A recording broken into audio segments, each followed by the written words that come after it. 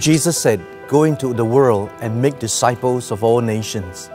The Apostle Paul reiterated 2 Timothy 2:2, "And the things you have heard of me in the presence of many witnesses, the same commit to faithful men who will be able to teach others also." To Jesus and Paul, disciple making is the core mission of the church.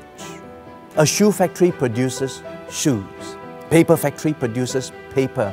A glass factory produces glass. What does the church produce? What the church produces is decisively important to God. The church produces disciples. There are 5 cries of the modern church. The first, too many programs. The second, too few volunteers. The third, the leadership vision is not clear. The fourth, the leaders are not united. And the fifth, the members are not spiritually fed. They are not discipled.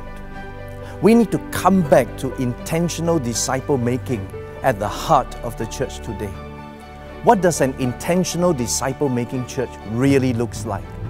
Well, I look for 5 things as I observe a church to see if there's an intentionality towards disciple making in the life of the church. The first, the senior pastor not only champions the vision of disciple making, he personifies the values. He is himself making disciples. The second, the church leaders are united and they resonate in that leadership resonance to make disciple making at the heart, the core mission of the church, and they are actively involved in disciple making. The third, there is a concrete strategy for bringing people from one level of maturity to another level of maturity, from one level of commitment to another level of commitment. The next is that the congregation embrace this disciple-making vision. They are actively participating in the call to disciple-making in the local church. And the fifth is the product. Lives are transformed and they are spiritually multiplying. Very often I've been asked, what's the disciple-making program? The questions are centered towards the program rather than the disciple-making process. The questions involve how do we implement the disciple-making program in the church? I think something is missing here.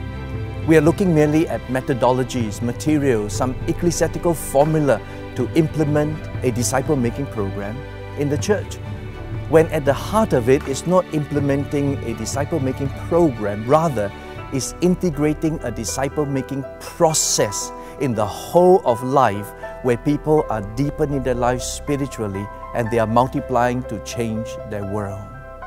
Jesus said, "Follow me." And his early disciples understood it in a very specific way. It wasn't following him towards a particular destination, but a life's destiny. It was to embrace some core values that Jesus had and to embrace a destiny he's calling them to. Follow me, I will make you fishers of men. And that is at the heart of disciple making. It is a way of life. The Global Alliance of Intentional Disciple Making Churches is calling the church back to following Jesus, to return the church to her disciple making roots, to authentic discipleship in Christ and intentional disciple making within the life of the church. The Global Alliance of Intentional Disciple Making Churches is a friendship network, it's a kingdom network, and most importantly, it's a global network seeking to unite intentional disciple-making churches to answer the call of God to produce disciples within the local church. I invite you to be part of this global alliance. I invite you to join this friendship network so that together we can issue a trumpet call for the global church to return to making disciple-making the core mission and the heart of the local church.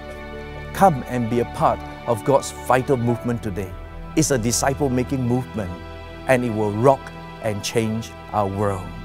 Join us, the Global Alliance of Intentional Disciple-Making Churches, where God is on the move to restore the church back to authentic discipleship in Christ and intentional disciple-making to revitalize the church, to change our world.